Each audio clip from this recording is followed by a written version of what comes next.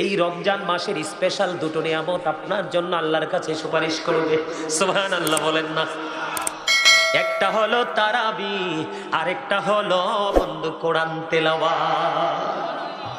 আমি রমজান মাসের ফজিলত বরকত বোঝানোর জন্য বন্ধু আমি আপনাদেরকে বলছি, আমার নবী, আপনার নবী, দু জাহানের বাচ্চা নবী, ইমামুল মুরসালিন, সরকারে মদিনা, যিনি নবীদের নবী, উনি জানিয়ে দিয়েছেন বন্ধু হাদিস শরীফের মাধ্যমে, আল্লাহর কাছে কাল হাসরের দিন যেই ব্যক্তি প্রাণ করে আল্লাহর সন্তুষ্টির জন্য রোজা রেখেছে, আল্লাহ রাব্বুল আলামিন ওই রোজাদারের পক্ষ হয়ে তারাবি নামাজ আল্লাহর কাছে দরখাস্ত করবে, মনিব মনিব, আমি তারাবি নামাজ, আমি রোজা, আমি তোমার দরবারে তোমার বান্দার জন্য আজকে সুপারিশ করলাম, আমি তোমার বান্দার জন্য সুপারিশ করলাম, আমার কারণে তোমার বান্দা সারাদিন উপোস ছিল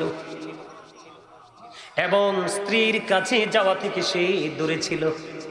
যেই কাজগুলো থেকে বিরত থাকলে সে রোজাদার হিসাবে চিহ্নিত হবে, ওই সবগুলো কাজ থেকে সে আমি রোজার কারণে বন্ধু আল্লাহর কাছে দরখাস্ত করবে, বিরত ছিল গো, তুমি তার পক্ষে থেকে আজকে আমি রোজার সুপারিশ কবুল করো।